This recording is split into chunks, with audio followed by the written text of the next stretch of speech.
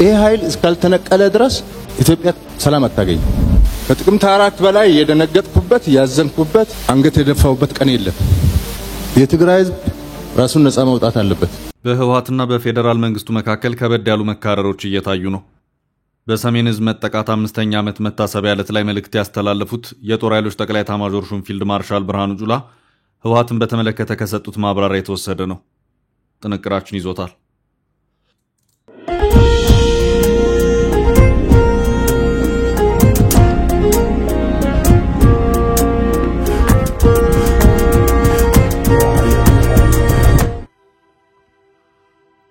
የተከበራችሁ የፈታ ቤተሰቦች በእያላችሁበት ሰላምታችን ይድረሳችሁ። ከፈታ ዴሊ ለማክሰኞ የረፋድ መረጃ ወደ እናንተ ልናደርስ ተገኝተናል። እንደተለመደው መረጃውን በቅድሚያ በማስተዋወቅ እንጀምር። የጦር ኃይሎች ጠቅላይ ኤታማዦር ሹም ፊልድ ማርሻል ብርሃኑ ጁላ ህወሓት ካልተነቀለ በስተቀር ብለዋል።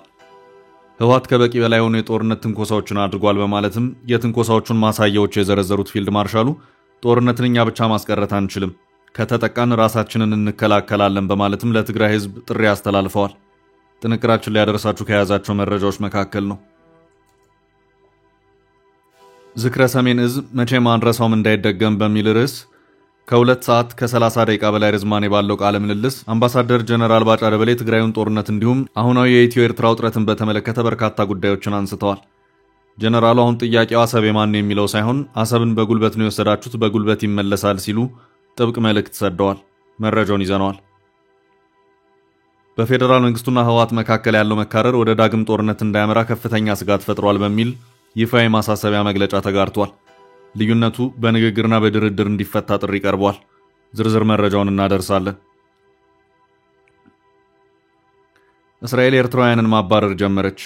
የጋዛ ጦርነት ጋብ ማለቱን ተከትሎ የእስራኤል መንግስት የስደተኞች ባለስልጣን ፊቱን ወደ ኤርትራውያን መልሷል። ከ2 ዓመት በፊት በቴል አቪቭ ከፍተኛ ግጭት የተነሳ ኤርትራውያኑን የማባረር ውሳኔ አሁን ሊተገበር መሆኑ ተሰምቷል። በሳምንቱ የኤርትራ መንግስት ደጋፊ የተባለ የመጀመሪያው ግለሰብ ወደ አስመራ ተሸኝቷል። ጉዳዩን የምንመለከት ይሆናል። አቶ ታዬ ደንደአ አፋጣኝ ፍትህ ይሰጠኝ ሲሉ ለፍርድ ቤት አቤት ማለታቸው ተነገረ። ትላንት ስለነበረው የችሎት ውሎ ዘገባ ይዘናል። እስከ ፍጻሜው አብራችሁን ቆዩ።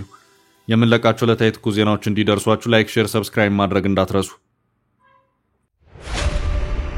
ገንብቶ በማስረከብ የሚታወቀው ዳኮር ሪል ስቴት በመሃል አዲስ አበባ ጀሞ 1 ግንባታቸው 90% እንዲሁም 40% የደረሱ ቤቶችን በ10% ቅድመ ክፍያ ብቻ ለሽያጭ አቀረበ። በአንድ ወለል ላይ 3 አባወራ ብቻ በቂ የሆነ የመኪና ማቆሚያ ከሰፊ አረንጓዴ ስፍራ ጋር አቀረበላችሁ። ባለ 1 መኝታ 80 ካሬ፣ ባለ 2 መኝታ 110 ካሬ እና 118 ካሬ፣ ባለ 3 መኝታ 135 ካሬ 70/30 የባንክ ብድር አመቻችቶ ከ623 ሺህ ብር ቅድመ ክፍያ ጀምሮ የመኖሪያ ቤቶችን ለሽያጭ አቀረበ። ለበለጠ መረጃ በ0911 057674 0933 21 9065 ይደውሉ። ዳኮር ሪል ስቴት በልዩነት የተገነባ።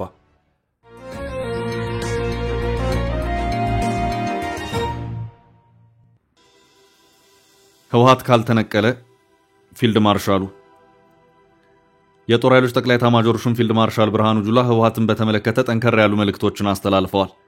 ለ2 ዓመታቱ ጦርነት መካሄድ ምክንያት የሆነውን የሰሜን እዝ ጥቃት 5ኛ ዓመት መታሰቢያን ዕለት አስመልክቶ በተዘጋጀው ፕሮግራም የተገኙት ፊልድ ማርሻሉ የዛሬ 3 ዓመት ከተፈረመው የፕሪቶሪያው ስምምነት በኋላ ህወሓትን በተመለከተ ጠንከር ያለ መልእክትን ያስተላለፉበት ሁኔታ ታይቷል። የሰሜን እዝን በመምታት የጎደለንን ትጥቅ እናሟላለን በማለት ጦርነት የጀመሩት እነሱ ናቸው። ይህንን አዲሱን መንግስት በአንድ ጊዜ እንጠራርገዋለን በማለት ሪፖርት አድርገዋል። ነጮችም እናንተ ሰዎች ይቅርባችሁ አችሏቸውም ብለውናል። በአሁኑ ሰዓት 250 ሺህ ጦርን አዘጋጅተዋል። ድሮም ቢሆን ደርግን አሸንፈዋል። እናም ስለማይቻሉ እጃችሁን ስጡ ሲሉ ፈረንጆች ነግረውን ነበር ያሉት ፊልድ ማርሻል ብርሃኑ ጁላ እጅ መስጠት የወላጆቻችን አይደለም ብለን ወደ ውጊያ የገባ ነው ሲሉም ተናግረዋል። ይህ ቡድን ይህንን የክህደት ስራ ከጀመረ ደግሞ ድፍን 50 ዓመቱ ነው ያሉት ፊልድ ማርሻሉ የህወሓት ቡድን የትግራይ ዕጣ ፈንታ መወሰን የለበትም፣ ትግራይ ከዚህ በላይ መሸከም አትችልም ሲሉ አክለዋል። ህወሓት ሰሞኑን ባወጣው መግለጫ የኢትዮጵያ መንግስት የፕሪቶሪያ ስምምነትን በማፍረስ ሌላ ዙር ጦርነት ለማካሄድ ግልጽ እንቅስቃሴ በማድረግ ላይ ይገኛል። የዓለም አቀፉ ማህበረሰብም በኢትዮጵያ መንግስት እየተቀጣጠለ ያለውን ሌላ ዙር ጦርነት ለማስቆም የሚጠበቅበትን ሁሉ ሊፈጽም ይገባዋል። አደራዳሪ ሀገራትና አህጉራዊ ተቋማትም ለሁኔታው ትኩረት ስጡ በማለት ጥሪውን ያስተላለፈበት ሁኔታ ታይቷል። ከህወሓት ታጣቂ ወታደራዊ አመራሮች መካከል አንዱ የሆኑት ብርጋዴር ጀነራል ምግባ ኃይሌ ባለፈው ሳምንት አክሱም ላይ ዝግጅታችንን ጨርሰናል በማለት ጥሪ ያቀረቡ መሆኑ የሚታወስ ሲሆን በዚሁ ጥሪ ዙሪያ ህወሓት ያሰማው ውግዘት ወይም የሰጠው ተቃውሞ አልታየም። በሌላ አቅጣጫ በትላንቱ ንግግራቸው ለጦርነት ዝግጁን በማድረጉ ረገድ ህወሓትን የከሰሱት ፊልድ ማርሻል ብርሃኑ ጁላ በበኩላቸው ምንም ብንታገስ ከተጠቃን እንደ ዳግማዊ ሰሜን እዝ ከሆነ መከላከላችን አይቀርም። ጦርነትን እኛ ብቻ ማስቀረት አንችልም። አንቸኩልም፣ ጦርነት አንፈልግም፣ አንቀሰቅስም። በልማታችን ላይ መጣውን ግን መመከት አለብን። የታጠቅነውም ለዚህ ነው ሲሉም ማብራሪያቸውን ሰጥተዋል። ይህ ኃይል የሆነ ኢትዮጵያ ውስጥ የተፈጠረ የክህደት መንፈስ ነው። ይህ ኃይል እስካልተነቀለ ድረስ ኢትዮጵያ ሰላም አታገኝም ያሉት ፊልድ ማርሻሉ አክለውም እዚህ ጋር አንድ መደባለቅ የሌለበት ነገር ቢኖር ስለዚህ ክህደትና አስነዋሪ ድርጊት ስናወራ እያወራን ያለነው ስለ ህወሓት ነው እንጂ ስለ ትግራይ ህዝብ አለመሆኑ መታወቅ አለበት። ህወሓትም ቢሆን በሙሉ አይደለም። አንዳንድ ጊዜ ነገሮች ጅምላ የሆኑና ሀገር የሚጎዳ ድምዳሜ ላይ ይደረሳል ካሉ በኋላ አክለውም የሰሜን እዝ ከተጠቃ በኋላ በነበረን ወታደራዊ ዘመቻ በጊዜው መቀሌ እስክንገባ ድረስ የትግራይ ህዝብ አንድ ጥይት አልተኮሰብንም። እነሱ ቆላ ተንቤን ከገቡ በኋላ መረጃ ሲሰጠን የነበረውም የትግራይ ህዝብ ነው። ይህንን ድርጊት ማየት ያለብን የአንድ ቡድን ስራ መሆኑን ነው ሲሉም ተናግረዋል። ፊልድ ማርሻል ብርሃኑ ጁላ ህወሓት ወደ ጦርነት ሊያስገቡ የሚችሉ ከበቂ በላይ ትንኮሳዎችን የፈጸመ መሆኑን በመጥቀስም የተወሰኑትን አንድ ሁለት በማለትም የዘረዘሩበት ሁኔታ ታይቷል። ከነዚህም መካከል በፕሪቶሪያው ስምምነት መሰረት ታጣቂዎች ትጥቅ መፍታት ሲገባቸው እንደውም ማጠናከርና ማስታጠቅ፣ ጽምዶ በሚል ከኤርትራ መንግስት ጋር ህብረትን መፍጠር፣ ለአማራ ታጣቂዎች የጦር መሳሪያ ማቀበል የሚሉት ተጠቅሰዋል። ዕለቱ የሚታወስ በኢትዮጵያ ታሪክ ዳግም እንዳይታወስ ለማድረግ ነው። ዕለቱን በማስታወስ ለሰራዊታችን ግንባታ መጠቀም አለብን ሲሉም ፊልድ ማርሻል ብርሃኑ ጁላ ተናግረዋል። ይህ ኃይል እስካልተነቀለ ድረስ ኢትዮጵያ ሰላም አታገኝ። ከጥቅምት 4 በላይ የደነገጥኩበት ያዘንኩበት አንገት የደፋውበት ቀን የለም። የትግራይ ህዝብ ራሱን ነፃ ማውጣት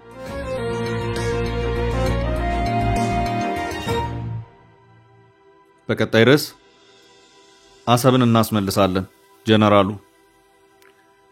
ዝክረ ሰሜን ህዝብ መቼም አንረሳውም እንዳይደገም በሚል ርዕስ ስር ከ2 ሰዓት ከ30 ደቂቃ በላይ ርዝማኔ ባለው ቃለ ምልልስ አምባሳደር ጀነራል ባጫ ደበሌ ትግራዩን ጦርነት እንዲሁም አሁናዊ የኢትዮ ኤርትራ ውጥረትን በተመለከተ በርካታ ጉዳዮችን አንስተዋል።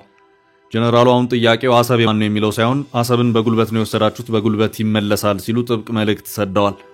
ከሰሜኑ ጦርነት ጋር በተያያዘ ስማቸው ጎልቶ የወጣው ከፍተኛ የጦር መኮንን አምባሳደር ባጫ ደበሌ ከሰሜኑ ጦርነት መቀስቀስ በኋላ በአገር መከላከያ ሚኒስቴር የሰራዊት ግንባታ ስራዎች ዋና አስተባባሪ ሆነው ካገለገሉ በኋላ አሁን ላይ በኬንያ ኢትዮጵያ አምባሳደርነት በማገልገል ላይ ይገኛሉ።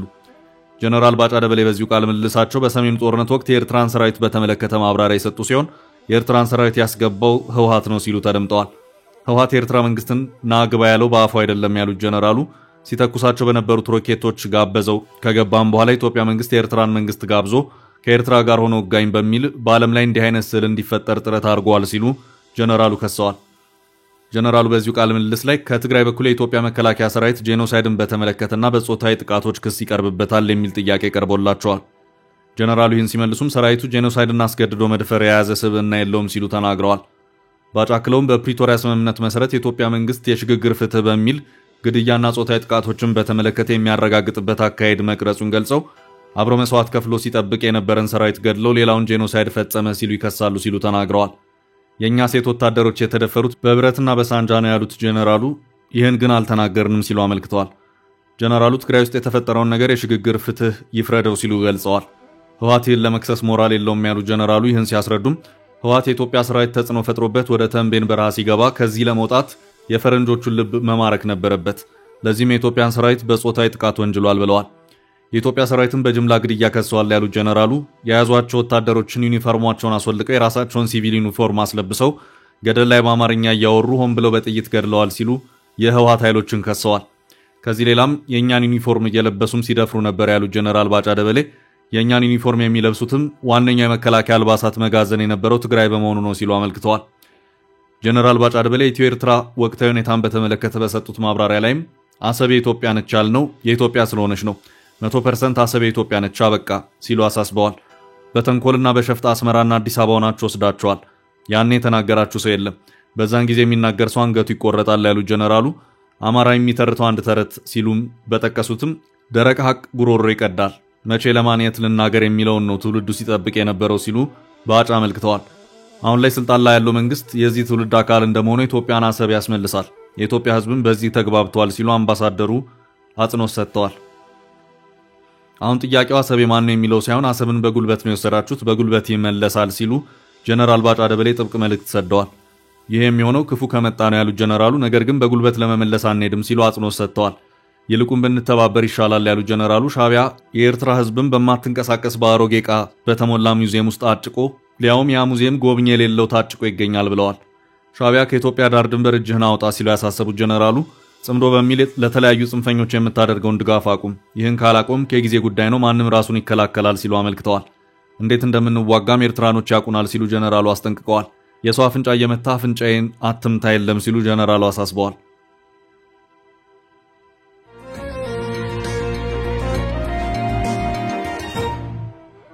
በቀጣይ ርዕሳችን ለመንግስትና ህወሓት ሌላ የድርድር ጥሪ። በፌደራል መንግስቱና ህወሓት መካከል ያለው መካረር ወደ ዳግም ጦርነት እንዳያመራ ከፍተኛ ስጋት ፈጥሯል በሚል ይፋ የማሳሰቢያ መግለጫ ተጋርቷል። ቅድሚያ ለሰብአዊ መብቶች ኢትዮጵያ ህወሓትና የፌደራል መንግስት ተፈናቃዮችን የፖለቲካ መያዣ በማድረግ ለከፋ ጉስቁልና ዳርገዋል ሲል በትላንትናው ዕለት በሰጠው መግለጫ ወንጅሏል። በፌደራል መንግስትና በህወሓት መካከል ያለው መካረር ዳግም ወደ ጦርነት ያመራል የሚል ከፍተኛ ስጋት እንዳለው የገለጸው ቅድሚያ ለሰብአዊ መብቶች ኢትዮጵያ የተባለው የሲቪል ማህበረሰብ ድርጅት ጉዳዩ በንግግርና በድርድር እንዲፈታ ጥሪ አቅርቧል። ድርጅቱ መንግስት በትግራይ ክልል ያሉትን ጨምሮ በመላው ሀገሪቱ የሚገኙ ተፈናቃዮችን የመመለስ ኃላፊነቱን እንዲወጣ ጉዳዩ በፍርድ ቤት እንዲታይ እንቅስቃሴ መጀመሩን አስታውቋል። ሀገር በቀል የሰብአዊ መብቶች ተሟጋች ተቋሙ ይህን ያስታወቀው ትላንት ሰኞ ጥቅምት 24 2018 አዲስ አበባ በሚገኘው ጽህፈት ቤቱ በሰጠው ጋዜጣዊ መግለጫ ላይ ነው። ድርጅቱ የዛሬውን ጋዜጣዊ መግለጫ የሰጠው ተቀማጭነታቸውን በውጭ ሀገራት ያደረጉ የሲቪል ማህበረሰብ ድርጅቶች ጥምረት ከሆነው ትግራይ አካውንታቢሊቲ ኮአሊሽን ጋር በመተባበር መሆኑን ገልጿል። ጋዜጣዊ መግለጫ የተዘጋጀው በትግራይ ክልል ለ2 ዓመታት ያህል የቆየው ጦርነት የተጀመረበት 5ኛ ዓመት እንዲሁም የፕሪቶሪያ ስምምነት የተፈረመበትን 3ኛ ዓመት ምክንያት በማድረግ መሆኑንም ድርጅቱ ጠቅሷል።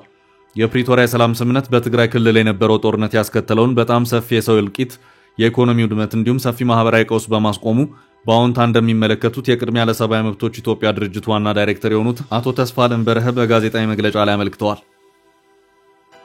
የቅድሚያ ለሰብአዊ መብቶች ኢትዮጵያ ዳይሬክተር ተስፋለም በረሀ መንግስት ከፕሪቶሪያው የግጭት ማቆም ስምምነት ማዕቀፍ ውጪ በአፍሪካ ህብረት የተፈናቃዮች የካምፓላ ድንጋጌ መሰረት መመለስ እንደሚችል ጠቁመዋል።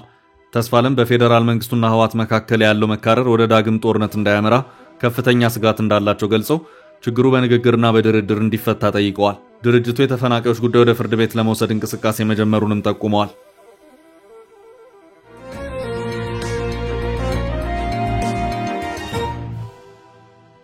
ወደ ቀጣይ መረጃ አለፍን። እስራኤል ኤርትራውያንን ማባረር ጀመረች። ከእስራኤል የተባረረው ኢሳያስ ቀንደኛ ደጋፊ። እስራኤል ኤርትራውያንን ማባረር ጀመረች። የጋዛ ጦርነት ጋብ ማለቱን ተከትሎ የእስራኤል መንግስት የስደተኞች ባለስልጣን ፊቱን ወደ ኤርትራውያን መልሷል። ከ2 ዓመት በፊት በቴል አቪቭ ከፍተኛ ግጭት የተነሳ ኤርትራውያኑን የማባረር ውሳኔ አሁን ሊተገበር መሆኑ ተመላክቷል። የእስራኤል መንግስት የኤርትራ መንግስት ደጋፊ ነው ያለውን ኤርትራዊ ከሀገር ማባረሩ ተሰምቷል። ግለሰቡ ማንነቱ ያልተገለጸ ሲሆን እንደ አውሮፓ አቆጣጠር በ2011 ወደ እስራኤል በህገወጥ መንገድ የገባ መሆኑን የዋይኔት ግሎባል ዘገባ አመልክቷል። ኤርትራዊ በ2025 በቁጥጥር ስር የዋለ ሲሆን ትላንት በቅድሚያ ወደ አዲስ አበባ በመቀጠል ወደ ካምፓላ ከተጓዘ በኋላ ወደ አስመራ ተሸኝቷል። የእስራኤል የህዝብና ስደተኞች ባለስልጣን የኤርትራ መንግስት ደጋፊ በሚል መስፈርት ስደተኛን ሲያባርር ይህ ለመጀመሪያ ጊዜ ነው ተብሏል። የኢሳያስ መንግስት ደጋፊ የሆነው ግለሰብ ከሀገር እንዲባረር የውሳኔ ፊርማውን ያኖረው የእስራኤል የሀገር ውስጥ ሚኒስቴር መሆኑ ታውቋል። ግለሰቡ ከሀገር ከመባረሩ በፊት በእስራኤል በራማላ ጊቮን በሚሰኝ ተቋም ውስጥ ታስሮ መቆየቱን ዘገባው አክሏል። ኤርትራዊ ወደ አስመራ የተባረረው በሳምንቱ ሰኞ ዕለት ነበር። የእስራኤል መንግስት ኤርትራውያንን በተመለከተ እውነተኛ ጥገኝነት ጠያቂዎችና የመንግስት ደጋፊዎችን የመለየት ስራ እየሰራው ነው ብሏል። በርካቶች የጊዜ ገደብ የሌለውን የውትድርና አገልግሎት እንዲሁም በኤርትራ የመብት ረገጣን ሸሽቶ ወደ እስራኤል እንደገቡ ይነገራል። የእስራኤል መንግስት ለጥገኝነት ጥያቄዎች ያለው አመለካከት ግን በጥንቃቄ የተሞላ ነው። እያንዳንዱ ስደተኛ እንደ ተጠርጣሪ የሚታይ ነው። በተለይ ለመጡበት ሀገር መንግስት ድጋፍ ያላቸው ግለሰቦች እንደ ሰላይ ይቆጠራሉ። የኤርትራ መንግስት ደጋፊነት በህግ ከእስራኤል የሚያስባርር ምክንያትም ሆኗል። እስራኤል ከ2 ዓመት በፊት ከጋዛው ጦርነት በፊት በርካታ ኤርትራውያን የአስመራ መንግስት ደጋፊዎችን ለማባረር ወጥና ነበር። በቴል አቪቭ በኤርትራውያን መካከል የተፈጠረው ከፍተኛ ግጭትና ነውጥ ተከትሎ ጠቅላይ ሚኒስትር ቤንያሚን ኔታንያሁ በግጭቱ የተሳተፉ እንዲባረሩ አዘው ነበር። ኔታንያሁ ሚኒስቴሮቻቸው ህገወጥና የኤርትራ መንግስት ደጋፊ ኤርትራውያንን የሚያባሩበት እቅድ እንዲያቀርቡም አዘው ነበር። እንዲሁም የእስራኤል ምክር ቤት ኬንሴት እንደ አውሮፓ አቆጣጠር በ2025 የካቲት ወር ላይ የኤርትራ መንግስት ደጋፊ የሆኑ ኤርትራውያንን ከሀገር እንዲባረሩ ህግ አጽድቆ ነበር። የጋዛው ጦርነት መምጣት የእስራኤል መንግስት ትኩረትን አስቀይሯል። አሁን ከተኩስ አቁም መልስ የእስራኤል መንግስት የመጀመሪያ አስመራ መንግስት ደጋፊ ኤርትራዊ ያባረዋል። ነገሩ በዘመቻ መልክ የሚቀጥል ስለመሆኑ ግን አልታወቀም። ከጦርነቱ በፊት በቴል አቪቭ ነዋሪዎች ለአስመራ መንግስት ደጋፊ ኤርትራውያን ስደተኞች የሚሰጠው የህግ ጥበቃ እንዲነሳና ወደ ሀገራቸው እንዲባረሩ ፊርማ አሰባስበው እንደነበርም ይታወሳል። የእስራኤል መንግስት የአስመራ ደጋፊ ኤርትራውያንን እንደ ሰርጎ ገብ እንደሚመለከትም ይነገራል። አሁን ላይ በእስራኤል ከ23000 በላይ ኤርትራውያን ጥገኝነት ጠያቂዎች ሲኖሩ እንደ አውሮፓ አቆጣጠር በ2013 እና 2015 1059 ኤርትራውያን ከወደ ኤርትራ ሲባረሩ 1980 የሚሆኑት ደግሞ ወደ ሶስተኛ ሀገር ተልከዋል። ከሁለት ዓመት በፊት በቴል አቪቭ የኤርትራ መንግስት ደጋፊዎችና ተቃዋሚ ኤርትራውያን መካከል ከፍተኛ ግጭት የተፈጠረ ሲሆን ከ114 በላይ ሰዎች በእጅጉ ተጎድተው እንደነበር፣ ከነዚህ ውስጥ 30 የሚሆኑት የእስራኤል ፖሊስ አባላት ነበሩ። ከፍተኛውን ግጭት ተከትሎ 68 ኤርትራውያን መታሰራቸው መዘገቡ ይታወሳል።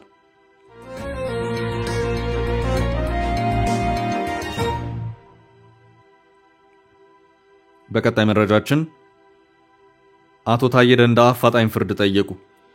አቶ ታዬ ደንደአ አፋጣኝ ፍትህ ይሰጠኝ ሲሉ ለፍርድ ቤት አመለከቱ። የቀድሞ የሰላም ሚኒስትር ዴኤታ አቶ ታዬ ደንደአ በትላንትናው ዕለት ፍርድ ቤት ቀርበው ነበር። ፍርድ ቤቱ ለዛሬ ቀጠሮ የሰጣቸው በቀረበባቸው ክስ ላይ ውሳኔ ለመስጠት የነበረ ቢሆንም ውሳኔው አልደረሰም በሚል ሌላ ቀጠሮ እንደተሰጠ ተሰምቷል። በልደታ የሚገኘው የሕገ መንግስት ከፍተኛ ፍርድ ቤት በአቶ ታዬ ላይ ተመሳሳይ ምክንያት በማቅረብ ቀጠሮ ሲሰጥ ይህ ሁለተኛ ጊዜው መሆኑን መረጃው አመልክቷል። በመጀመሪያ ለውሳኔ ተቀጥሮ የነበረው ጥቅምት 13 ቀን 2018 የነበረ ሲሆን በወቅቱ ለችሎቱ ሶስተኛ ዳኛ አልተሰየመም በሚል ለትላንት ጥቅምት 24 ሌላ ቀጠሮ ተሰጥቷቸው ነበር። አቶ ታዬ ከሚገኙበት ቂሊንጦ ወህኒ ቤት ትላንት ችሎት የቀረቡ ቢሆንም ሶስተኛው ዳኛ አሁንም ባለመሰየማቸው ምክንያት ለህዳር 3 ቀን 2018 ሌላ ቀጠሮ ተሰጥቷቸዋል። ጠበቃቸው አቶ አበራ ንጉስ ለሚዲያ በሰጡት መረጃ ባለፈው ዓመት ለጥቅምት 13 ስንቀጠር ክረምቱን መዝገቡን መርምረው ውሳኔ ያሳልፋሉ የሚል ግምት ነበረ። ነገር ግን ሶስተኛ ዳኛ ባለመኖሩ ምክንያት መዝገቡ አልታየም ብለው ለዛሬ ቢቀጥሩንም ዛሬም በተመሳሳይ ምክንያት ሌላ ቀጠሮ ሰጥተውናል ብለዋል። ይህን ተከትሎ አቶ ታዬ አፋጣኝ ፍትህ ይሰጠኝ የሚል አቤቱታ ለችሎቱ ማስገባታቸውን ጠበቃቸው ገልጸዋል። ውድ ቤተሰቦቻችን ለዛሬ ያዝንላችሁ ርዕሰ ጉዳዮች እዚህ ላይ ቋጨን። ላይክ፣ ሼር እና ኮሜንት በማድረግ ለቻናላችን ድጋፋችሁን መግለጽ እንዳትዘነጉ እያልን ከሌሎች መረጃዎች ጋር ደግመን እስክንገናኝ ቸር ያሰማን ስንል ተሰናበትን።